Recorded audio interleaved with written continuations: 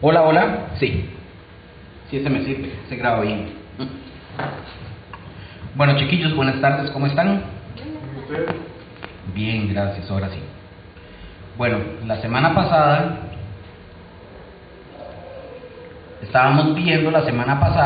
terminamos con no terminamos, pero quedamos con unos puntos pendientes con respecto a la doctrina de los adventistas, ¿verdad?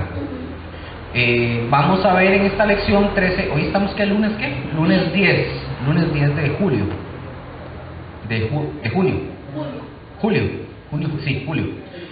Entonces, la semana pasada habíamos visto las doctrinas de los adventistas, nos quedaron unos puntos por ver, los vamos a ver aquí, y posterior a terminar ya estas de las doctrinas de los adventistas, vamos a entrar de una vez con la doctrina de esta gente de la luz del mundo.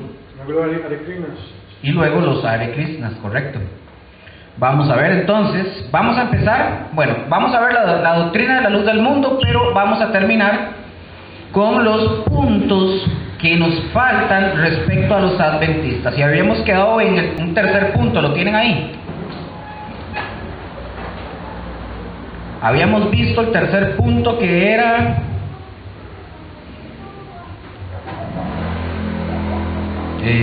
vamos a ver si lo tengo por acá cerca. No me acuerdo si era el tercero o el segundo. Sí, el tercero. Era la teoría del santuario, ¿verdad? Ya lo habíamos visto, ok. Vamos a ver el cuarto punto de los adventistas. ¿Listos? Ok, vamos a ver.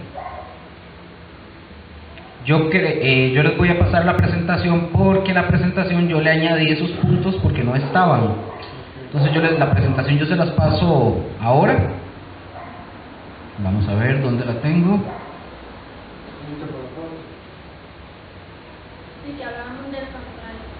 Correcto. Ok, vamos a ver, para ver la presentación.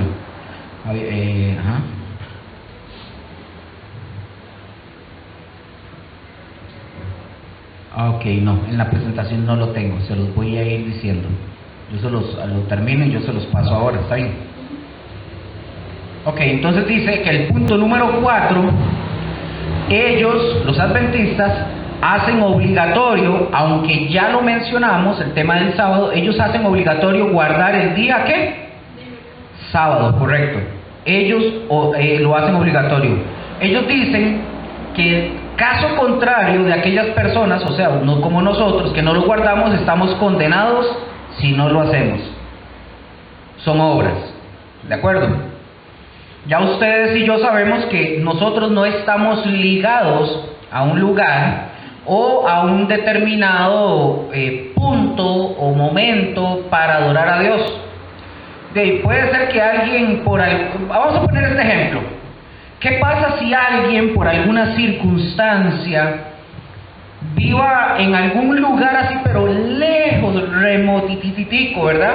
Y que no exista ninguna congregación, y lo único que estas personas tengan, para poner el ejemplo, es que solamente, no, es más, que ni siquiera tengan internet, o puedan tener internet, o sí, que puedan tener internet, y que eso sea lo único que ellos tengan para poder, digamos, conectarse a la red y de esta forma alimentarse espiritualmente hablando, para sobrevivir y subsistir. ¿Qué quiere decir entonces? Vamos a ver que estas personas, como no guardan el sábado, porque no tienen forma, ¿verdad?, de congregarse. Estoy haciendo un ejemplo, ¿verdad? Puede ser que sí existan, pero por ejemplo, que alguien no tenga, que viva larguísimo en una montaña y no tenga donde congregarse, o sea, significa que esta persona, porque no puede guardar el sábado y no puede asistir a ningún lado, entonces está condenado. No, es ilógico, es tonto. Nosotros, como dije, no estamos ligados a un lugar o tiempo determinado para adorar a Dios. Jesús lo dejó clarititico. Vamos a ir a Juan. Lo dejó claro en Juan 4, versículos 21 al 24. Que alguien lo busque, porfa, y lo lee, pero fuerte, por favor. Juan 4, del versículo 21 al 24, y esta es la verdadera adoración que Dios está esperando. Me dice amén cuando lo tiene y lo lee, por favor. Juan 4. Del 21 al 24. Jesús le dijo: mujer, créeme que la hora viene cuando ni en este monte ni en Jerusalén adoraréis al Padre. Vosotros adoráis lo que no sabéis, nosotros adoramos lo que sabemos, porque la salvación viene de los judíos. Mas la hora viene, y ahora es, cuando los verdaderos adoradores adorarán al Padre en espíritu y en verdad, porque también el Padre de tales adoradores busca que le adoren. Dios es espíritu, y los que le adoran en espíritu y en verdad es necesario que le adoren. Es necesario que le adoren. Ahora, Jesús está platicando con la mujer samaritana, ustedes ya saben esa historia.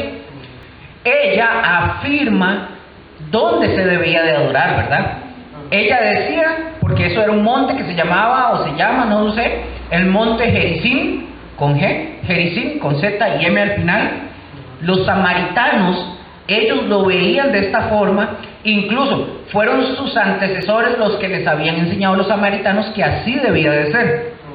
Pero los judíos tenían toda la seguridad que se debía de adorar donde estaba el templo, que era en Jerusalén, ellos decían eso. Pero Jesús viene y le dice: ya ni en este monte que tú dices, le dice la mujer, ni en Jerusalén es el lugar para adorar al Padre. Y le dice: vosotros adoráis lo que no saben. Y Jesús le dice: nosotros adoramos lo que sabemos. ¿Por qué le dijo eso? Porque la salvación viene, dice él, de los judíos, haciendo referencia a él mismo, porque Jesús es israelita, es judío. Entonces, y eso era toda una verdad. Vean lo que dice el versículo 23 y 24, se los leo. Dice: mas la hora viene, y ahora, ¿cuándo es la hora? Ahora Es. ¿En qué tiempo está eso verbal? Es ahora. Es un continuo. Cuando los verdaderos adoradores adorarán al Padre en espíritu y en verdad, porque también el Padre tales adoradores busca que le adoren. Dios es espíritu, y los que le adoran en espíritu y en verdad es necesario que adoren. Aunque este principio que estamos hablando de que nosotros no estamos ligados a un lugar o a un tiempo determinado para adorar a Dios, esto no significa que esto sea una excusa para no congregarse. Potata, a no ser que sea por trabajo, que se entiende, ¿verdad? Eso tiene que quedar clarísimo. Eso no es excusa para no congregarse. Y puede aparecer alguien, lo hemos visto, que alguien en su inmadurez pueda pensar y diga: ay, ve, qué bien, ya no me condeno si yo no voy al culto. No, hay una verdad, ciertamente no se va a condenar, pero no es la voluntad de Dios. El punto contrario a lo que esta gente está diciendo es que si usted no guarda el sábado, ¿qué pasa? Dicen ellos, los adventistas, se condenan. Eso es lo que ellos dicen. Los evangélicos, ¿qué día? Por decirlo, pues nos ponemos ese título, pero ¿qué día guardamos nosotros? El domingo, sí, por así decirlo. Pero básicamente. Y ya Jesús es descanso. Correcto, son todos los días. Pero ¿cuándo nos reunimos nosotros? Los domingos, es correcto. Es el día en común, ¿verdad? Para nosotros. ¿Y por qué? ¿Por qué el domingo? Porque viene de Roma. No. ¿No es el séptimo día? No. ¿Cuándo resucitó Jesús? El primer día de la semana. Es el primer día de la semana, correcto. Porque justamente en ese día Jesús resucitó. Y ojo, ahorita para responderle a David, los adventistas, justamente como los mormones, ambos dicen que fue la Iglesia Católica que impuso el guardar el domingo. Eso no es verdad. Es que en lugar del sábado, eso es lo que ellos dicen, que la Iglesia Católica impuso el domingo en lugar del sábado. En el año para que lo apunten si quieren, en el año 321 después de Cristo, la Iglesia Católica sí es cierto que lo oficializó. Pero antes de esa fecha, mucho antes, ya los primeros cristianos se congregaban los domingos porque era el día que había resucitado Cristo. Entonces no es un tema que la iglesia lo impuso, fue que se oficializó. Entonces, que se hizo los domingos como una conmemoración para recordar que fue el día que Jesús lo hizo, y a partir de ahí los cristianos empezaron a congregarse los domingos, porque fue el día que Jesús resucitó, para adorar al Señor, y ese día se congregaban y se juntaban y se reunían y hacían asamblea. Punto número 5, acabamos de pasar el cuarto de los adventistas, no el cuarto de la habitación, ¿verdad? Sino el cuarto punto. ¿Me dicen? ¿Están listos? Punto número 5 dicen: los adventistas enseñan que todas nuestras iniquidades, ojo con esto, que todas nuestras iniquidades serán cargadas sobre el diablo. Dice que serán cargadas. Sí, en serio. Ellos dicen que nuestras iniquidades serán cargadas sobre el diablo. Hay un libro, quiero aprovechar si lo logran conseguir, se llama... Mándala para aquí, lo tenía, se llama... si tiene internet, búsquelo ahí, porfa. El autor se llama Juan Miguel Ganuza, por favor, mientras voy diciéndoles esto.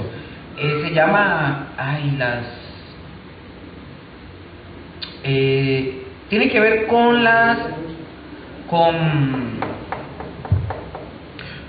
doctrinas. Estamos, como el título dice,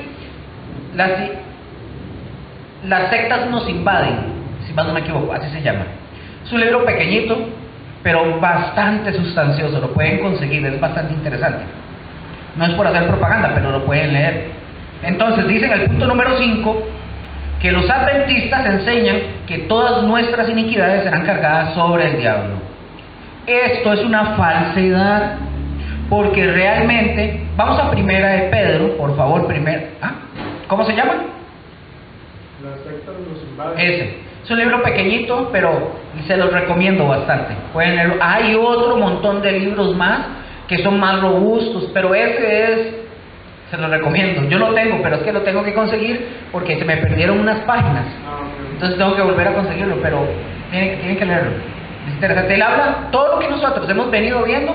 Él lo dice ahí como un poquito más resumido. No tiene tanto, pero hay cosas que él menciona que yo no los he mencionado a ustedes, porque eso les estoy dando un poco más, pero hay cosas que ustedes pueden ver ahí si lo consiguen. Espectacular. ¿Eres adventista? No, ahí va a ver. Si lo logran conseguir, porque no está en PDF, no está en digital. No.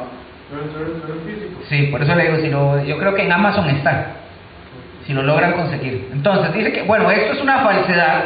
Primera de Pedro 2:24, esto es una falsedad porque ahí en Primera de Pedro 2:24 nos dice sobre quién, ojo esto, sobre quién se cargaron, no sobre quién se van a cargar. Se cargaron todos nuestros pecados. ¿Quién dice? ¿Lo tiene? ¿Está? ¿Sí? Por favor, léalo. Quien llevó el mismo nuestros pecados en su cuerpo sobre el madero, para que nosotros, estando muertos en los pecados, vivamos a la justicia, y por cuya herida fuiste sanados. Ojo, eso es lo que está diciendo Pedro. Este es un pasaje que dice claramente sobre en quién se cargó todos nuestros pecados. ¿Y quién fue ese personaje? En Jesús. Vamos a Juan 1:29, por favor. Juan 1:29, se los leo yo Juan 1:29, ¿me dicen amén cuando lo tienen? Listo. Juan 1:29 dice: el siguiente día vio Juan a Jesús que venía a él, y dijo, he aquí, este es Juan el Bautista, ¿verdad? Y he aquí el Cordero de Dios que quita, no dice que tapa ni que cubre, que quita el pecado del mundo. Y nosotros tenemos las evidencias, ¿en dónde? En la misma Biblia, que la persona que cargó nuestros pecados realmente fue Cristo. Y no es verdad que nuestras iniquidades van a ser cargadas sobre el diablo, y mucho menos en el futuro. Eso no va a pasar. Ya pasó y fue en Jesús. Punto número 6. Ya lo habíamos visto por encimita, pero aquí vamos a ver algo. Punto número 6. Ellos enseñan que las almas de los justos duermen cuando mueren. ¿Se acuerdan aquel hombre que yo les compartí en internet? Que él habla sobre la gente que duerme, que está como como en una especie de que no están, dejan de existir. Ajá, ese mismo. Ese man es adventista. Bueno, esta doctrina de ellos enseña que las almas de los justos duermen cuando morimos, dicen ellos, y que serán despertadas hasta la resurrección, que es el juicio final, según ellos. Lo toma literal de los Efesios. Correcto. Sí, creo que de ahí vi. En sus enseñanzas y doctrinas, bueno, les pregunto, ¿a ustedes les parece una buena doctrina la de los adventistas? Lo que hemos venido viendo. Hay cosas ahí media chuecas, ¿verdad? Es muy parecido, pero tiene sus diferencias. Sí, pero son diferencias doctrinales, sí, pero son no solo grandes, sino que son diferencias en doctrinas principales que no son negociables. Lo vamos a ver después. Si fueran terciarias, no importa. Secundarias, o sea, pero es que son principales. Esta señora hizo una escuela. ¿Cuál? Ah, sí. Hizo una escuela para los mismos adventistas, los niños, para que salgan ahí a O sea, pero, paréntesis, hay una radio que era adventista en Costa Rica. Una vez escuché una enseñanza, muy buena, o sea, y ahorita saben que saben que son medio rayados. Yo les digo algo, lean sobre los adventistas. Ellos tienen un movimiento, el movimiento de ellos es bastante grande también. Sí. Tienen escuelas, o sea, yo cuando yo veo las doctrinas, por ejemplo, los mormones, los testigos de Jehová, los adventistas, y veo muchas otras doctrinas que no son las correctas, y yo digo, ¿cómo ellos se esmeran? ¿Cómo ellos trabajan? ¿Cómo ellos se preparan y estudian? ¿Y nosotros? Sí, eso es lo que dice Pablo fue, ¿verdad? Sí. Cuando vemos a los testigos de Jehová, que nosotros también tenemos que admirar en ellos, ¿verdad? Que ellos andan ahí bajo el sol y uno, ¿a dónde está? Ellos se preparan. Ok, voy a quitar, digamos, es correcto lo que dice Estefanía, pero quitemos el tema de que ellos salen a evangelizar, entre comillas, quitemos eso. El punto, yo lo que voy es que ellos se preparan, ellos estudian, tienen sus escuelas. Ustedes saben que nosotros, espero que no comer mucho tiempo con esto, pero ustedes saben que otras religiones, otras denominaciones también dentro del ámbito cristiano se burlan de nosotros, por ejemplo, los bautistas, para los bautistas nosotros somos los más ignorantes. ¿Por qué? Porque los bautistas comen Biblia, comen mucha Biblia, aprenden mucho, aprenden bastante. ¿Y qué es lo que pasa cuando dicen que nosotros somos unos ignorantes? Porque nosotros, esto es muy común en los evangélicos y generalmente los que en algún momento hemos venido de un corte pentecostal o algo así, que nosotros somos así como que ¡fuego! Y toda esa locura, pero no tenemos Biblia, no sabemos nada. Por eso nosotros nos basamos, digo nosotros, porque en realidad no nosotros, pero lo estoy haciendo general. Nosotros estamos aprendiendo, estamos estudiando. Nosotros no nos vamos a quedar solamente con lo que viene el pastor, enseña y listo, chao, nos vamos como si fuéramos, católicos, ¿verdad? Y que no aprendimos más nada. No, estamos estudiando para eso. Pero se burlan de nosotros y nos tratan de ignorantes porque nosotros decimos que tenemos a Dios y que tenemos el fuego y que tenemos la unción, que es el otro, pero no conocemos bien la palabra, no estudiamos la palabra, no nos preparamos. Y si ustedes van a debatir con alguno de esas personas que se preparan, los van a revolcar si no tienen algún tipo de preparación. Y eso es lo que pasa con las otras sectas que hacen lo mismo, y por eso ustedes ven que muchos cristianos no saben para dónde ir, de repente les aparece una filosofía, una fábula, alguien les habla bonito y se lo disfrazan de cristiano, y cuando lo vemos se rapó el pelo y anda are, Krishna, Krishna, Rama, Rama. Nada que ver. Pero bueno, entonces, por eso le digo, nosotros tenemos que prepararnos. Tenemos que es un sacrificio, pero tenemos que prepararnos. Entonces, por ejemplo, ¿les parecen cristianos los adventistas? No. Parecen. Parecen. Mi ex jefe es adventista y esa gente tiene como un tipo de Boy Scouts y van a por eso le digo, lean, busquen y vean todo lo que ellos hacen. Vean todo lo que ellos hacen. Y ustedes se van a dar cuenta, obvio, cómo no van a tener semejante cantidad de militantes en el adventismo, si se andan moviendo con un montón de cosas. O sea, usted no ha leído o ya escuchó la de la semana pasada. Ahí yo mencioné unas cosas, cuando lo escuche se va a dar cuenta. Ok, entonces, bueno, por ejemplo, en este punto hay una división entre ellos y los cristianos, ¿verdad? Hay quienes piensan que esto es así, estoy hablando de cristianos, de que el alma duerme. Ojo, cristianos, no estoy diciendo adventistas, ¿verdad? Que piensan que eso es verdadero. Y recordemos que hay doctrinas que no son elementales, son secundarias, que tienen que ver con la salvación. Y justamente esta sería una de estas, las que estamos hablando.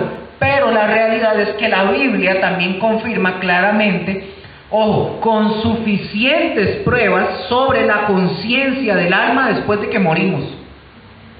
Y vamos a ver algunos textos que confirman que hay conciencia. Una vez que usted y yo morimos, nosotros, donde vayamos a estar, vamos a estar conscientes. Vamos a ver Filipenses 1. Filipenses 1 del 23 al 24. Vamos a ver qué dijo Pablo ahí. Me dicen amén y se los leo. ¿Lo tienen? Dice Pablo en Filipenses 1, 23 al 24. Porque de ambas cosas estoy puesto en estrecho, dice Pablo, teniendo deseo de partir y estar con Cristo, lo cual es muchísimo mejor, pero quedar en la carne es más necesario por causa de vosotros. Ahora, pongan atención, si ustedes se fijan bien, no está mencionando que va a quedar o que va a tardar en ver a Jesús si Él llega a morir. ¿Cuándo dice? Dice 23, porque ambas cosas estoy puesto en estrecho, teniendo deseo de partir. ¿Y estar qué? ¿Cuándo? Porque si él hubiera dicho, él pudo haber dicho ahí, de partir y esperar para en algún momento en el futuro estar con Cristo. No, es inmediato. Él dice, yo quisiera ahorita morirme, ya irme y estar inmediatamente ya con Cristo. Eso es lo que está diciendo el texto. Y aquí la palabra partir tiene que ver con morir. Es decir, si él muere, él está diciendo que él va a estar inmediatamente con Cristo, lo cual es muchísimo mejor, lo dice Pablo. Fijémonos y vean, o fíjense lo que está diciendo. Pero quedar en la carne es necesario por causa de vosotros. Aquí Pablo nos afirma en este versículo una evidencia de que si llegamos a morir tarde que temprano, nosotros en ese instante vamos a estar ¿con quién? Vamos a estar con Cristo. Y recordemos el otro texto. Esto también lo podemos relacionarlo con Hebreos 9:27, que ya ustedes se lo tienen que saber de memoria. Hebreos 9:27, que está establecido ¿para quién? Para el hombre. Morir una vez y luego el juicio. Otro texto, 2 de Corintios, por favor. 2 de Corintios 5 del 1 al 8. Se los leo porque esto es un poquito larguito, entonces para poder avanzar. Y vamos a seguir viendo más evidencias de que hay conciencia después de la muerte. Los adventistas dicen que entramos en un estado de inconsciencia, que dejamos de existir y que vamos a ser resucitados ya en el juicio final, dicen ellos, ¿verdad?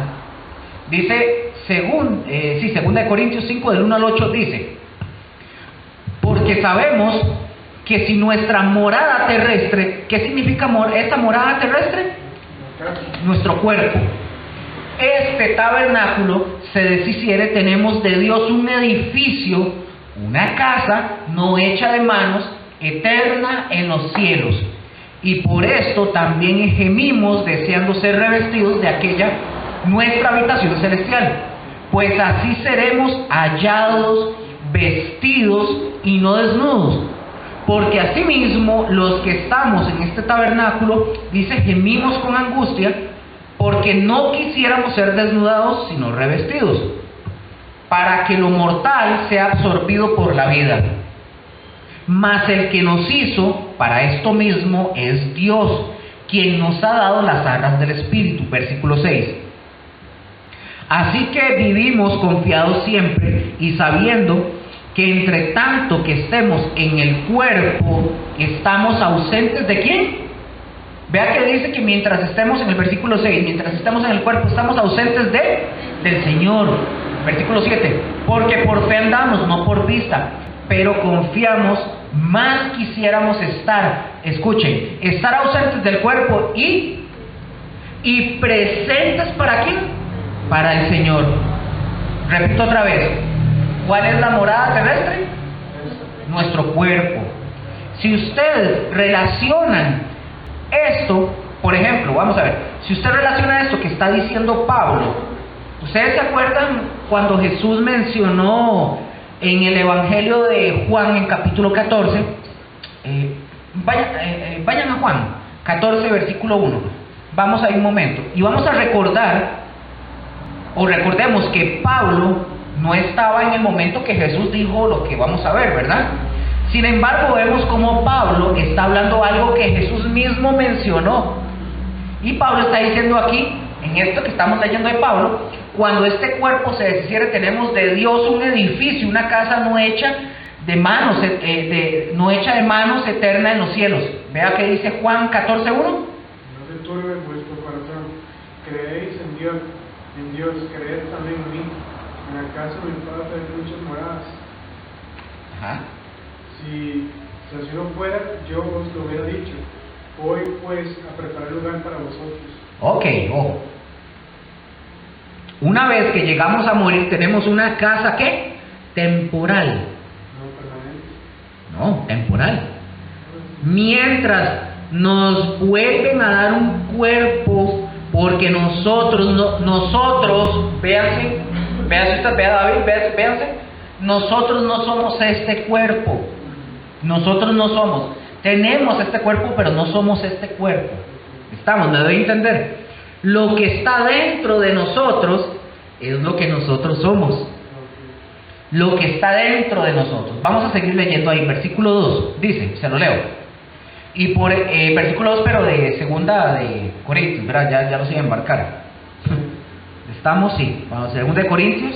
Ajá, versículo 2 dice: y por esto también gemimos. Y recordemos esto, que tiene relación con que tenemos un edificio, una casa no hecha de manos, eterna en los cielos. Dice, deseando ser revestidos de aquella nuestra habitación celestial. Ahí ya se refiere al cuerpo glorificado, al nuevo que Dios nos va a dar. Versículo 3. Pues así seremos hallados vestidos y no desnudos. Porque asimismo los que estamos en este tabernáculo, este cuerpo, gemimos con angustia, porque no quisiéramos ser desnudados, sino revestidos, para que lo mortal sea absorbido por la vida. Mas el que nos hizo para esto mismo es Dios, quien nos ha dado las arras del Espíritu. Versículo 6. Así que vivimos confiados siempre, y sabiendo que entre tanto que estamos en el cuerpo, estamos ausentes del Señor, porque por fe andamos, pero confiamos, y más quisiéramos estar ausentes del cuerpo y presentes ¿a dónde? Al Señor. Ahí está otro versículo que es lo que estamos hablando. No es cierto que vamos a dormir como ellos dicen y esperar hasta que se nos resuciten, ¿verdad? Vamos a ver otro pasaje más, ustedes también lo conocen y bastante bien, Lucas 16. Lucas 16, estamos terminando los puntos sobre los adventistas para luego entrar con la luz del mundo, ¿verdad? Lucas 16, versículos 19 al 31. Y este es el pasaje el más claro de todos. Y este fue el mismo Jesús. ¿Cómo es? ¿Lucas qué? Lucas 16, del 19 al 31. Se los leo. Dice: había un hombre rico que se vestía de púrpura y de lino fino y hacía cada día banquete con esplendidez. Había también un mendigo llamado Lázaro, que estaba echado a la puerta de aquel lleno de llagas, y ansiaba saciarse de las migajas que caían de la mesa del rico. Y dice, y aún los perros venían y le lamían las llagas. Aconteció que murió el mendigo, ¿y qué pasó? Fue llevado, ¿por quién? Por los ángeles al seno de Abraham. Y dice que también murió el rico, ¿y qué le pasó al rico? Fue sepultado. Vamos a observar algo aquí un momento. Aquí hacen una relación, el rico muere y es sepultado. Porque esto tiene pensé que venía. Porque tiene esta doble relación. Por un lado, ¿qué es lo que le pasa al cuerpo del hombre? Se entierra, queda metido ahí en un hueco y se va a convertir en polvo, el de todos nosotros en algún momento. Pero luego, ¿qué pasó? Dice que el rico, me vuelvo un toque y dice que murió también el rico y fue sepultado. Pero de repente vemos otra escena. Dice que el rico se encontró ¿en dónde? Una vez que muere. Ajá, pero dice que después de que es sepultado, ¿dónde se encuentra el rico? En el Hades. Y dice que él alzó sus ojos estando ahí en tormentos. Y dice que él vio de lejos a Abraham. Aquí ya nos está mostrando la Escritura cómo después de la muerte hay conciencia. Es decir, que estamos conscientes después de que morimos. ¿Y de qué estaba consciente este hombre? De que estaba muerto. Y el rico sí estaba consciente porque dice que vio de lejos a Abraham y a Lázaro en su seno. Ahora, ¿cómo creen ustedes que vio este hombre a Lázaro? ¿Cómo lo vio? ¿Ustedes creen que lo vio sufriendo, angustiado, con llagas? No, ya no. Lo vio super good. Estaba de lo más bien. Ya Lázaro ya no estaba padeciendo. Ya no, y por eso ustedes ven que él le pide algo a Abraham y le dice, el pobre dice que ya estaba súper bien, estaba tuanis, cómodo, ya no estaba en tormentos. Alguien podría cuestionar aquí y decir, bueno, sí, Luker, ¿acaso vamos a poder ver? Bueno, los que están en el tormento yo creo que sí. Yo les voy a decir algo, es algo muy personal, no lo dice la Biblia. Pero yo sí creo que la gente que vaya a estar en el tormento, de alguna forma Dios les vaya a permitir ver lo que estamos disfrutando los que vamos a ser salvos. Nosotros no vamos a verlos, pero ellos, digo yo, ¿verdad? Que muy probablemente tal vez nosotros, tal vez ellos sí puedan ver, y eso va a ser parte de ese tormento que van a sufrir, porque digo yo, porque él está viendo a Lázaro. Eso lo digo yo, ¿verdad? No lo dice la Biblia, ¿verdad? Entonces dice que cuando lo vio de lejos y estando en tormentos, vio de lejos a Abraham y a Lázaro en su seno, entonces él dando voces dijo, Padre Abraham. Y no era, oiga, esta expresión de Padre Abraham no era una expresión así como, Padre. No, era una expresión de sufrimiento, de mucha angustia y de mucho dolor. Dice, Padre Abraham, ten misericordia de mí. Y vean lo que le está pidiendo. Ten misericordia. ¿Y saben por qué se usó el personaje de Abraham en eso? Porque literalmente no era que Abraham era el... Pero ¿saben por qué se usó ese personaje? ¿No saben? No. Abraham, recuerden que Abraham es el padre de la fe. Y recordemos que el medio para alcanzar la salvación, ¿cuál es? La fe, correcto. Por eso Abraham es el centro, es el punto, por así decirlo, de partida de la fe. Es en donde surge la promesa de Dios a través de Abraham el cumplimiento de lo que Dios se le había, ¿se acuerdan? Lo que Dios le había prometido a Adán y a Eva en Génesis 3:15, si más no me equivoco, cuando inicia la fe, cuando les dice que va a venir un Salvador, etcétera, etcétera. Bueno, inicia justamente ahí. Entonces Abraham que es parte de la descendencia de Seth, y de ahí es donde precisamente surge ese cumplimiento. Abraham está ahí y precisamente por eso el rico le pide misericordia y le dice que envíe a Lázaro para que moje la punta de su dedo con agua y refresque su lengua, porque estaba siendo atormentado en esa llama. Todo el texto habla claramente que después de la muerte hay conciencia. No es que quedamos dormidos esperando hasta que venga la resurrección de los muertos en el juicio final. Hay conciencia desde ahorita, antes de que Cristo venga. Y hay muchos textos más, pero yo creo que son suficientes ahorita los que hemos visto. Y si usted quiere agregar más, usted, sea David o Estefanía o Rose, pues investiguen, pónganle ganas, hagan su labor como estudiantes. Estamos. Última enseñanza de los adventistas. De las sectas y de las falsas doctrinas de ellos. Ellos enseñan que ojo con esto, ellos enseñan que Satanás y los demonios y todos los malos, o sea, los seres humanos malos que lleguen a morir van a ser aniquilados. Por lo tanto, no existe tormento eterno. Entonces, es decir, si ellos creen en una resurrección y en un juicio final, cuando se dé ese juicio, en esa sentencia para Satanás y sus demonios y para todos los que no creyeron, los malvados, todos junto con el diablo y los demonios van a ser aniquilados y no lanzados al lago de fuego, a un tormento por toda la eternidad. Es contrario a lo que la Biblia enseña. Y esto es negar las verdades fundamentales de Cristo. Por ejemplo, ¿qué dice la palabra en Apocalipsis 14? Se los leo. Apocalipsis 14, del 9 al 11.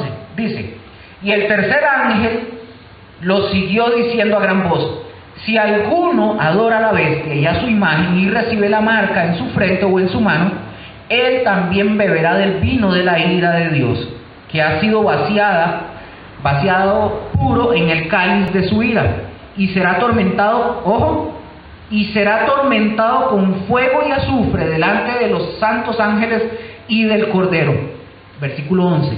Y el humo de su tormento sube por los siglos de los siglos, y no tienen reposo de día ni de noche los que adoran a la bestia y a su imagen, ni nadie que reciba la marca de su nombre. ¿Por cuánto tiempo será el tormento de acuerdo a la Biblia? Es eterno, pero ellos dicen que van a ser aniquilados. Así que nos vamos donde queremos irnos. Así que usted haga sus maletas, prepárelas, téngalas listas. Acuérdese que los judíos, ¿se acuerdan? Para la Pascua se les ordenó celebrar la Pascua, pero también se les ordenó tener las maletas listas, ¿verdad? ¿Se acuerdan? En la partida de Egipto, cuando iban a jalar de Egipto. Asimismo, nosotros también tenemos que tener las maletas listas todos los días, como que si el Señor fuera a venir ahorita mismo, porque no sabemos cuándo va a venir. Dice que va a venir como un ladrón. No sabemos cuándo va a llegar, pero va a sorprender. Así que nosotros estemos listos con las maletas. Y el último texto que vamos a leer de Apocalipsis 20:10 dice, Apocalipsis 20:10, y ya vamos a terminar con lo de los adventistas. Dice: el diablo, Apocalipsis 20:10, y el diablo que los engañaba, dice que fue lanzado en el lago de fuego y azufre, donde estaban la bestia y el falso profeta, y serán atormentados día y noche por los siglos de los siglos. No van a ser aniquilados. Si estas personas no creen en eso, pues ya de nosotros, de plano, ¿sabe qué tendríamos que hacer? Agarrar las Biblias, quitar esos textos, agarrarlos y borrarlos de la Biblia para que desaparezcan en las Biblias de ellos, para que ese fundamento o esa doctrina de ellos tenga validez. Habría que quitarlos. Así que ya con esto concluyo. Los adventistas, según dicen, son evangélicos, pero en lo profundo de las raíces podemos darnos cuenta lo desviado que están.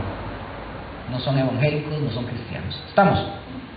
Vamos a arrancar ahora sí, chicos, con la luz del mundo, que no tienen nada que ver con la luz del mundo. Son más del mundo que de la luz. Eso se los aseguro. Vamos a ver.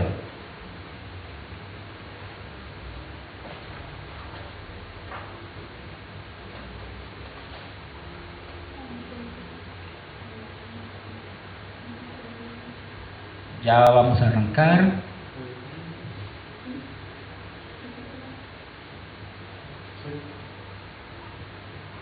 Ok. Vamos a ver. Título dice.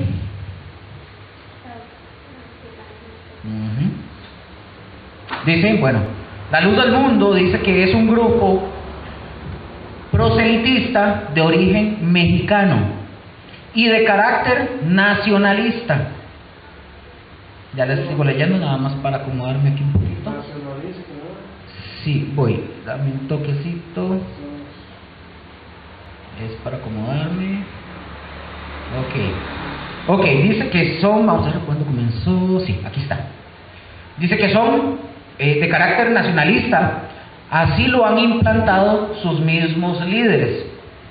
En la opinión del presidente, ojo con esto, el presidente de la Asociación Latinoamericana para el Estudio de las Religiones, en las siglas ALER, como alerta, pero ALER, él se llama Helio Masferrer. Este señor, que es el presidente de esta asociación, él dijo respecto a la luz del mundo, dijo esto. Dice que se trata de un grupo religioso de carácter fundamentalista con un firme control sobre sus integrantes y con una ideología puritana supuestamente en lo sexual. Es tradicionalista y algo machista, dice este señor. Así afirmó este señor Helio Masferrer. Eso es un punto de vista de este señor, que es el presidente, y repito, de la Asociación Latinoamericana del Estudio de la Religión. No es cualquier patas vueltas. Eso dijo él de la luz del mundo. ¿Cuándo comenzó la luz del mundo? ¿Puede leerlo alguien ahí? La luz del mundo inició en 1926 por un hombre llamado Eusebio Joaquín González. Este señor aseguró haber recibido el 6 de abril de 1926 la orden divina de restaurar el cristianismo primitivo. Eso fue lo que él dijo. Este señor era un ex militar.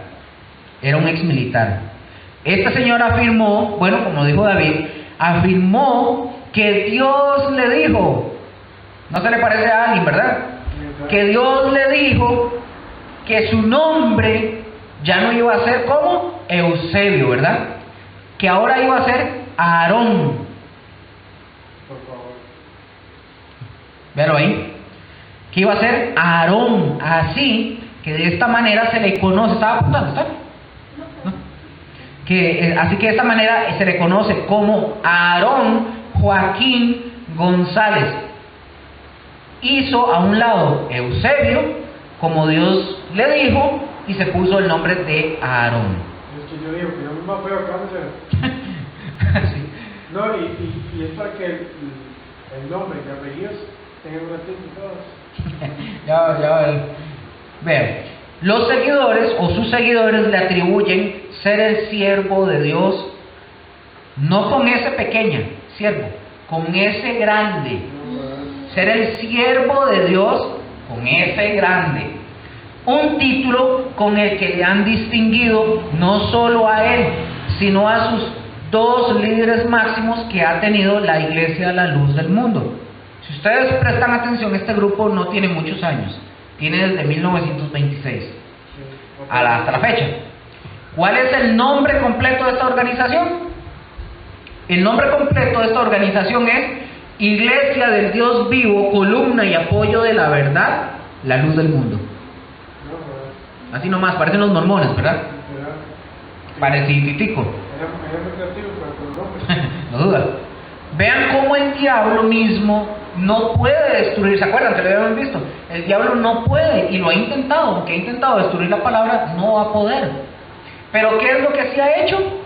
Desviar a las personas de la palabra de Dios, de la palabra de la verdad. Así que esta iglesia se presenta como la restauración de la iglesia primitiva de Jesucristo. Pues dicen ellos, ojo, que pues al faltar el último de los apóstoles de Jesucristo, ellos señalan que los cristianos comenzaron a corromper las normas que estableció Jesús al faltar el último apóstol. De esta manera que la iglesia de Jesucristo dejó de estar presente en el mundo hasta que volvió a ser instaurada por este señor en 1926. Dicen ellos. Vean cómo van las cosas, ¿verdad? Los aaronitas, así se les llama, los aaronitas, por Aarón. Pueden ser como se doña. Los aaronitas, como también se les conoce, aparte de la luz del mundo, se han expandido por diversos países del mundo, especialmente en América Latina. El grueso de su feligresía, o de la gente de sus feligreses, y el mayor número de ellos radican en México, es de origen mexicano. Así que hay en diferentes partes del mundo, pero la gran mayoría está ¿en dónde? En México, correcto. Vamos a ver quién es su director actual. Sabemos, ahí dice, creo, para ver. Sí, sabemos que este señor llamado Aarón Joaquín González, que es el primero que vimos en la foto, este señor ya murió. Y este señor está embalsamado y lo tienen en el templo mayor, como ellos le llaman. Y quien tomó el lugar cuando este señor murió fue su hijo. Este señor que se llamaba Samuel Joaquín Flores. Él murió en el 2014. Samuel Joaquín Flores es el hijo. Aquí estoy, vamos a ver. Ahí está, lo están viendo, ¿verdad? Joaquín, vamos a ver, Flores es el hijo del fundador e iniciador de este grupo, a quien, ¿cómo se le llama? Le llamaban a él el apóstol de Jesucristo. Decían de este hombre que solo se puede llegar a Dios a través del siervo Samuel. ¿Cuál es el nombre del nuevo? El que está preso ahorita. Este señor está preso ahorita. O sea, el papá era muy creativo, pero no, ¿verdad? Está el señor, que era Aarón, Samuel, y luego está Naasón. Naasón es el que está preso ahorita. Eso fue como en el 2019. Eso fue una bomba. Pero ¿qué?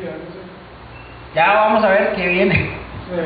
Naasón Merarí Joaquín García es nieto de Eusebio o de Aarón Joaquín González, ¿verdad? Como se hace llamar él, ¿verdad? Vamos a ver. De Samuel, del papá de este Naasón, de este que murió en el 2014, decían ellos que solo se puede llegar a Dios a través del siervo Samuel. Y de fijo, ahora muere Samuel, fijo dicen lo mismo de Naasón. Él está en la cárcel, él sigue dirigiendo la luz del mundo. Una vez en un video, por cierto, ellos en un video usaron un texto, el texto de Isaías 9:6, que es exclusivo, es una profecía exclusiva para Jesucristo, que dice: porque un niño nos es dado, un niño nos es nacido, hijo nos es dado, y el principado sobre su hombro, y se llamará su nombre admirable, consejero, Dios fuerte, Padre eterno y príncipe de paz. Un hombre que estaba predicando de la luz del mundo dijo que se refería precisamente al siervo fundador Aarón Joaquín, ese texto que era para ese señor. ¿Cómo lo ven ustedes? Esta secta se destaca por su forma de vestir a las mujeres. Espere para ver. El agua larga. Ok, ese está ahí. Ahí lo puse porque se me olvidó ponérselos. Ahí dice que Joaquín García se declaró culpable el pasado 6 de junio, pero creo que fue el 2019, no lo puse. No, mentira, pasado. No, en el 2022 creo que fue así. de agresión sexual a 3 víctimas menores de edad, por lo que fue condenado de 16 años y 8 meses de prisión. La sentencia fue criticada por las víctimas, que tienen entre 20 y 28 años actualmente. Bueno, esta doctrina, como les dije, se destaca por su forma de vestir a las mujeres, que tienen que usar velo, usan faldas largas, no usan maquillaje, no pueden pintarse y son muy aislados de los demás. No siempre son personas que les gusta confrontar sus doctrinas con otros. No lo van a hacer, porque van a perder. Y hacen mucho esfuerzo por tener templos, y son templos extravagantes. Ellos cuentan con un templo muy grande, está ubicado en la Colonia Hermosa, provincia ¿en dónde? En Guadalajara. En Guadalajara, Jalisco. Y hay un montón más. Se puede ver desde algunas partes de la Ciudad de México. Es un templo para 17,000 personas. Y es uno de los más grandes templos en América Latina. Este templo es el más grande, y cada año ellos celebran un evento anual donde multitudes vienen a ese lugar. ¿Y cuál es el contexto histórico de ellos? Esta iglesia se dice que surgió como una rama de la Iglesia Apostólica de la Fe en Cristo, conocida como los Solo Jesús. Yo les había compartido a ustedes algo sobre eso, que lo buscaran. ¿Quiénes son los Jesús Solo o los Solo Jesús? ¿Lo han visto? No, ahí lo pueden buscar después. Este movimiento apostólico de la fe en Cristo es una derivación de las iglesias, es una derivación de las iglesias pentecostales fundadas en los Estados Unidos. Se dice que durante el movimiento pentecostal en Estados Unidos, una mujer llamada Carmen Valenzuela, está aquí, ¿verdad? Ok, Carmen Valenzuela, que se convirtió al pentecostalismo en los Estados Unidos cuando ella empezó este movimiento.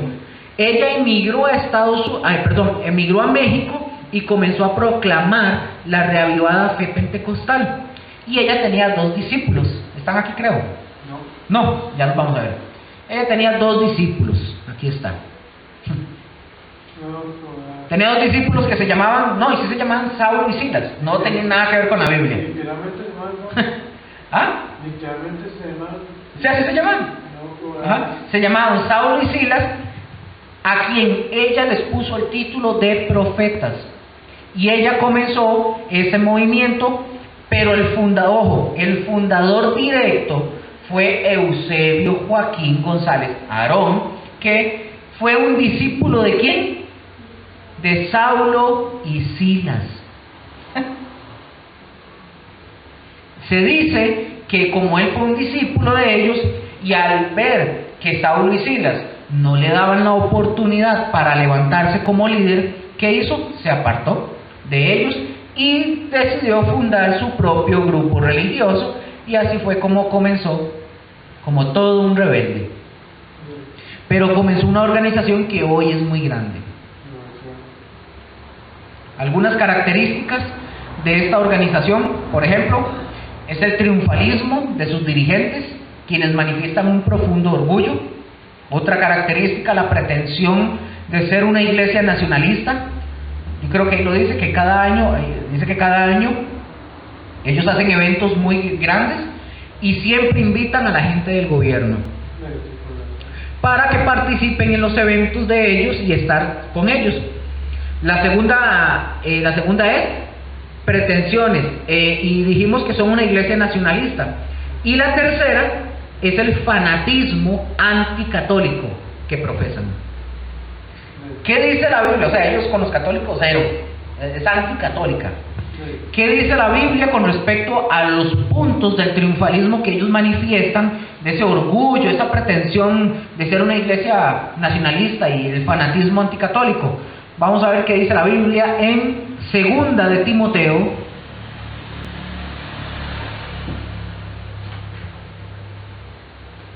Segunda de Timoteo, capítulo 2, versículos 24 y 25. ¿Me lo puede leer alguien, porfa? Segunda de Timoteo 2, 24 y 25. Bien fuerte, David. Porque el siervo del Señor no debe ser contencioso, sino amable para con todos, apto para enseñar, sufrido, que con mansedumbre corrija a los que se oponen, por si quizás Dios les conceda que se arrepienten para conocer la verdad. Sí, falta, hasta el 26. Okay. Sí, perdón. Que se arrepientan para conocer la verdad y escapen del lazo del diablo, en que están cautivos A voluntad de Él, correcto. Y está muy claro cómo debe ser la actitud, ¿verdad? De contraria a ese triunfalismo, ¿verdad? Como dirigentes y aún manifestar ese orgullo que ellos manifiestan. Es contrario a lo que la Biblia dice. El siervo de Dios dice que debe ser humilde, amable, no contencioso, o sea, no pelear, sino que es sufrido, que soporta, que aguanta y que con mansedumbre corrija a quienes, a los que se oponen. Para ver si quizás Dios... Ajá, a ver si les concede. Es decir, si se quiere corregir a una persona, a alguien, o sea, que no nos desesperemos, no gritemos, No llega su tiempo. hablemos con calma, escuchemos al otro. Pero dice, pero ustedes siempre, nosotros, pongámosle la verdad con la palabra de Dios. Así de sencillo, sin tener que pelear. Porque dice la palabra que a lo mejor pudiera que alguien se arrepienta, como dice la palabra, ¿verdad? Primera de Pedro, porfa. Primera de Pedro 5, del 1 al 3. 5. Sí. Primera de Pedro 5, del 1 al 3. Bien fuerte. Ese es Pedro hablando.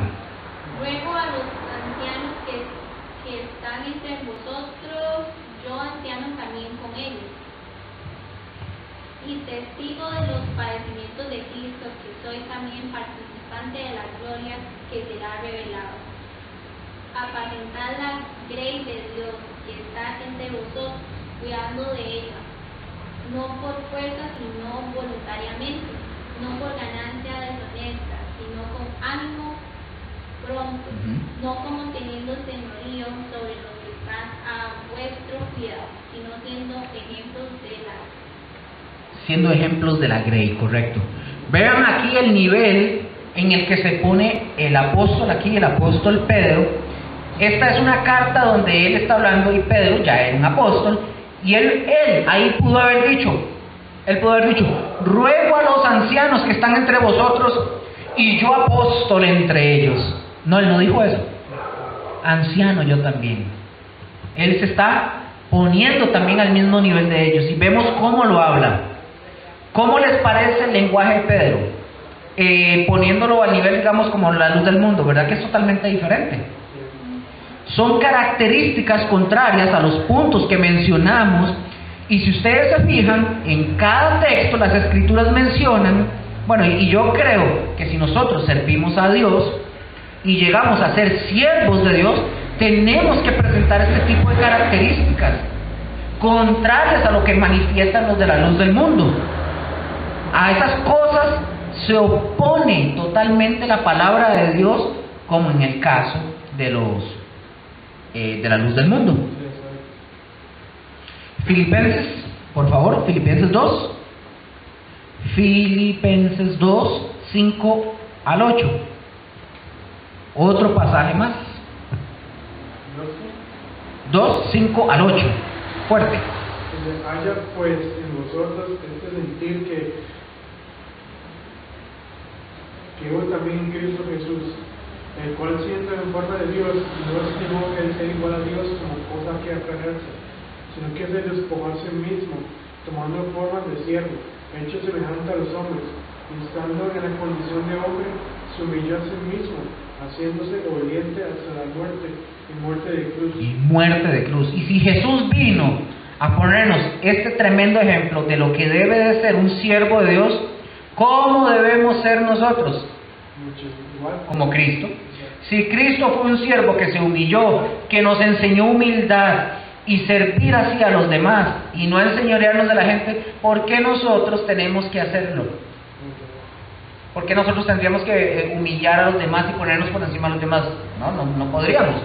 no es correcto. Un ejemplo más, el texto que está en Mateo, no lo vamos a leer, pero el texto que está en Mateo 20, del 20 al 28, es aquella escena cuando la mamá de Jacob y Juan se acuerdan que se le acerca a Jesús y le dice que le ponga un hijo a la derecha y la otra a la izquierda cuando está en el reino. ¿Se acuerdan de esa escena?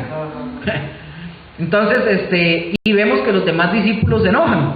Y Jesús tiene que hablar con ellos y decirles, ustedes saben, ojo lo que Jesús les dice, ustedes saben que los gobernantes, hablando de los gobernantes del mundo, son así. Hagan ustedes de cuenta que es algo parecido a la dirigencia de la luz del mundo, ¿verdad? Que es muy común, es un gobierno humano. Es un gobierno humano realmente el que está haciendo las cosas en esta dirigencia. Por eso se enseñorean de la gente y por eso manejan a la gente y la controlan. Y Jesús les está diciendo, ustedes, les dice Jesús, ustedes no pueden ser así. El que quiera ser grande entre ustedes tiene que ser ¿qué? El sirviente, el esclavo, el servidor. El que quiera ser primero entre nosotros o entre ustedes tiene que ser el siervo, el esclavo, el servir a los demás. Pero luego Jesús aclara y pone el ejemplo y dice, como el Hijo, él hablando de sí mismo, como el Hijo del Hombre no vino, ¿para qué? Para ser servido, sino para servir y para dar su vida en rescate. ¿Por cuántos? Muchos. Por muchos. Así es como debe de ser la vida de un siervo de Dios. Y cuando yo me refiero a siervo de Dios, no estoy hablando de pastores solamente. Estoy hablando de nosotros. Un siervo de Dios no puede ser altanero, no puede ser soberbio, no puede ser orgulloso. Así que no debemos de permitir eso en nuestra vida. Como iglesia, también somos la Iglesia Universal. Nuestro compromiso radica con el reino de Dios. Y ese es el compromiso que nosotros tenemos como cristianos, un compromiso que radica con el reino de Dios, y es el reino de Dios quien debe de gobernar sobre nosotros. Por eso Jesús en Marcos 1, Marcos es decir, no lo busquen. Marcos 1 del 14 al 15, en la proclamación del Evangelio de Jesús, que era eso, Jesús dijo, el tiempo se ha cumplido y el reino de Dios se ha acercado. Arrepiéntanse y crean en el Evangelio. Pero dice antes, predicando el Evangelio del reino de Dios. Y cuando uno predica el Evangelio, no solo se predica un Salvador, porque ese Salvador, que es el Señor, es el Rey de Reyes, es el Rey de ese reino. La gente no solamente recibe a Jesús como Salvador, sino que la gente también lo recibe recibe a Jesús como Señor. Deben recibirlo como Jesús, como Señor de sus vidas, no solamente como el Salvador, sino como el dueño de sus vidas. Vamos a ver algunas doctrinas de estos hombres de la luz del mundo. Ellos dicen, ojo, aquí estoy. Ellos dicen, ahí está en la pantalla, creo que es esta. Ellos dicen que la palabra de Dios no puede venir por otro conducto. ¿Dice ella eso, verdad? No. Ellos creen que nadie puede entender la Biblia, sino solamente por acción. ¿En serio? Vamos a ver, ¿qué pasó aquí? Ok, dejemos este ahí. Pero ellos dicen que la palabra de Dios no puede venir por otro conducto, o no puede ser dada por medio de otro conducto que no sea el siervo de Dios. Acuérdense, con ese grande. Y el siervo de Dios, dicen ellos, a lo que se refiere es a esta persona, a la que está vigente, que sería Nazón Joaquín, hijo de Samuel. Qué bonito, ¿eh? Ellos creen, aquí está, ellos creen que nadie dice eso, que nadie puede entender la Biblia. ¿Lo dice ahí? Sí. Ajá. Ellos dicen que nadie puede entender la Biblia sino solamente ¿por quién? Siervo. Por el siervo de... Vamos a ver unos textos en la Biblia, y dice Efesios 4, 11 y 12, se los leo de una vez para poder avanzar. Efesios 4, del 11 al 12 dice, y él mismo, hablando de Jesús, Y Él mismo constituyó a unos apóstoles, a otros profetas, a otros evangelistas, a otros pastores y maestros, a fin, ojo lo que dice, a fin de perfeccionar a los santos para la obra del ministerio, para la edificación del cuerpo de Cristo. Es Dios mismo quien reparte los dones ministeriales, en primer lugar, a los que Él quiere, en primer lugar, para que éstos hagan la función de capacitar, adiestrar y formar creyentes. Pregunto, ¿qué estamos haciendo aquí? Enseñarle a la persona. Haciendo lo que el Señor dice que hay que hacer. Y no enseñoreándonos de ustedes. Estamos enseñando porque para eso es. Este texto respalda que no solamente una persona puede hacer esto, ya que esto es volver a lo mismo, como con la Iglesia Católica. Solo el Papa es el que puede decir que está bien y que no está bien. Y los de la luz del mundo hacen lo mismo. Y aquí está muy claro, Dios es el que escoge. Dios es el que elige quién va a hacer cada labor. Y estos hombres que Dios escoge tienen un propósito. ¿Cuál es ese propósito? Es adiestrar, capacitar, formar creyentes. Ahora, ¿con qué los vamos a formar o con qué nos vamos a capacitar? ¿Con filosofías o ideologías? ¿Ah? Con la misma palabra de Dios, correcto. Para que estas personas que van a ser capacitadas, como en el caso de ustedes, como en el caso mío y todos los que vengan, estas personas sean capaces. ¿Para qué están siendo capacitados ustedes? Para no ser engañados por la mentira. Pero hay algo más grande que eso. Y para llevar a otros a la relación. Para enseñar a otros, ¿correcto? O sea, ustedes están siendo instruidos para que ustedes instruyan a otros. Igual, 2 Timoteo 2:2 dice, de este ejemplo que estábamos diciendo, dice, 2 Timoteo 2:2 dice, ojo, lo que has oído de mí ante muchos testigos, ¿qué dice? Esto encarga a hombres fieles que sean idóneos para enseñar también a otros. Notan que esto no es para todos, porque no todos quieren ser enseñados. No estoy hablando de los que enseñan, no todos quieren ser enseñados, pero sí quieren enseñar, pero no quieren ser instruidos. Mira qué curioso, ¿verdad? Ok, el encargo de Pablo a Timoteo así era. Pablo lo hizo con Timoteo, ahora Timoteo está enseñando a otros. Pablo le dice, encarga a hombres fieles que sean capaces para preparar y capacitar y formar discípulos en otros. Es decir, la palabra de Dios no es exclusiva de una sola persona o unas cuantas personas. La palabra de Dios es para todos aquellos que el Señor levante y dé dones. Yo lo he dicho en varias ocasiones, yo lo dije, está esta escuela, yo la estoy dando, pero esto no es exclusivo mío. ¿Para qué se están formando? Para formar a otros. No va a ser solo Luker, ¿me entienden? No, esto no es mío, no es exclusivo. ¿Estamos? Otra enseñanza equivocada de ellos. Ellos dicen que hay 3 nombres, ve lo que dice aquí. Ellos dicen que hay 3 nombres y no una trinidad. Es decir, ellos creen en un solo Dios que se manifiesta en 3 formas diferentes, pero no son 3 personas.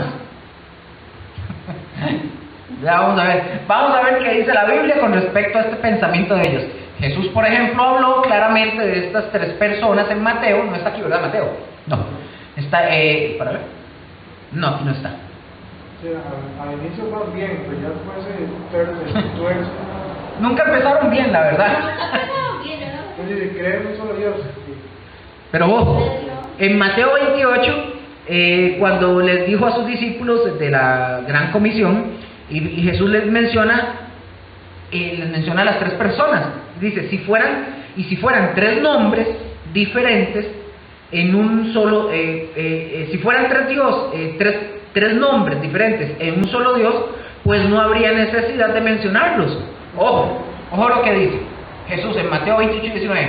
Dice, por tanto, id y haced discípulos a todas las naciones, bautizándolos en el nombre del Padre, del Hijo y del Espíritu Santo, Y ellos toman ese texto y dicen que son 3 nombres, pero que no son 3 personas. No se dan cuenta que aquí al mencionarlos, Jesús está diferenciando a cada persona de la divinidad de Dios, ¿verdad? Como 3 personas, pero no solamente es un versículo. Vamos a ver otro, Mateo 3, 16 y 17, se los leo para avanzar. Voy a ponerles, no, ya casi. Y Jesús, dice Mateo 3, 16, 17, y Jesús, después de que fue bautizado, subió luego del agua, y he aquí los cielos fueron abiertos, y vio al Espíritu de Dios que descendía como paloma y venía sobre él. Y hubo una gran voz de los cielos que decía: este es mi Hijo amado en quien tengo complacencia. En este pasaje podemos ver cómo las 3 personas actúan en forma diferente, no en una sola. Son 3 personas diferentes, y mucho menos que se manifiestan al mismo tiempo, ¿verdad? En una sola persona. No podría ser así. Aquí claramente las 3 personas diferentes: Jesús, el Hijo, el Espíritu Santo es la segunda persona de la Trinidad viniendo sobre él, y el Padre hablando: este es mi Hijo en quien yo tengo mis complacencias, dice el Señor. Juan 14, 16 al 17 dice, bueno, hay muchos pasajes, muchísimos, donde nosotros podemos tomar para poder afirmar que son 3 personas en un solo Dios verdadero, como nosotros lo creemos, o sea, la Trinidad, ¿se acuerdan, verdad? Dice, Juan 14, 16, 17, yo rogaré al Padre y os dará otro Consolador para que esté con vosotros para siempre. El Espíritu de verdad, el cual el mundo no puede recibir, porque no le ve ni le conoce, pero vosotros le conocéis porque mora con vosotros y está en vosotros. Y si ustedes observaron y prestaron atención al pasaje, vemos a Jesús actuando, pero ¿qué está haciendo Jesús? Rogando al Padre. Pero también vemos a Jesús decir que el Padre está actuando para darnos otro Consolador, que es el Espíritu Santo, quien iba a venir a nosotros y que iba a actuar ayudándonos o ayudando a los creyentes. O sea, 3 personas actuando en una manera diferente, completamente distinta, no siendo 3 nombres en un solo Dios. Si así fuera, no podría estar actuando de esta manera las 3 personas. ¿Qué dice ahí? Ya por último, otra enseñanza que tienen los de la luz del mundo. Ellos dicen que en Jesucristo hay 2 naturalezas. ¿Cuáles son estas naturalezas? Y ellos lo dividen en 2. Una es Jesús hombre, y la otra es que Cristo es Dios. Vamos a ver si eso es cierto. Vamos a ver. Ellos afirman que una cosa es hablar de Jesús y otra cosa es hablar de Cristo. Hay una doctrina que se conoce como el nestorianismo, por si lo van a apuntar. Se conoce como el nestorianismo. Nestorio fue uno de los cristianos por allá en el siglo V, más o menos. Este filósofo, filosofando mucho sobre Jesús, sobre la persona de Jesús, afirmó que Jesús tenía 2 personas o 2 personalidades en él: la persona de Jesús y la persona de Cristo. Esto porque para él era lo más fácil de entender de la encarnación de Jesús. En esa época, en el siglo V, ya se corría la doctrina de la Iglesia Católica de que María era la Madre de Dios. Entonces, Nestorio hizo esta separación.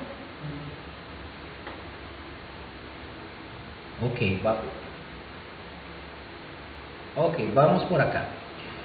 Entonces él dijo en un concilio que María, él dijo eso en un concilio, ojo, María es madre de Jesús hombre, pero ella ya no es madre de Cristo Dios. Bueno, eran rollos, ¿verdad?, que la iglesia primitiva nunca sacó esas ideas, nunca. Pero este señor afirmó que habían 2 personalidades en Jesús, 2 personas, la persona humana y la persona divina. Y esto no puede ser posible, porque si así fuera, tendríamos a un Jesucristo bipolar.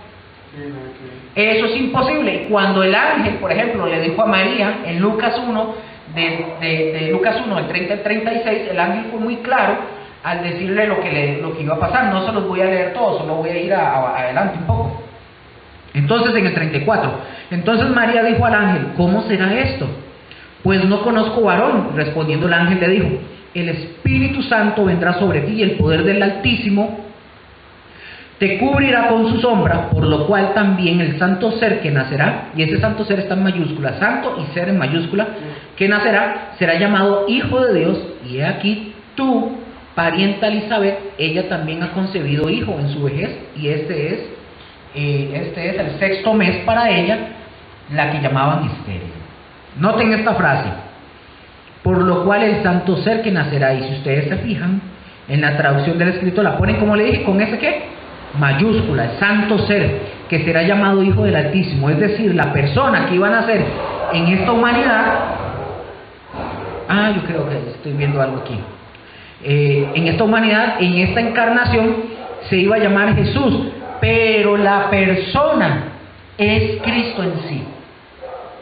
El Hijo de Dios es la segunda persona de la Trinidad, es decir, la persona que iba a nacer humanamente será la persona, tanto el Hijo de Dios, que es la segunda persona de la Trinidad. Hay más textos y una afirmación que la vamos a confirmar más sobre esto, pero para que quede claro en nosotros, esto es contrario a lo que ellos enseñan de que Jesús tuvo dos personalidades y la otra de Cristo. ¿Estamos? Voy a detenerme un momento aquí, ya vamos con la otra parte, porque vamos a entrar estamos con una doctrina, vamos a entrar ya en la segunda con los Hare Krishna, pero tengo que terminar otros puntos todavía de esta gente. ¿Estamos? Dame un segundo.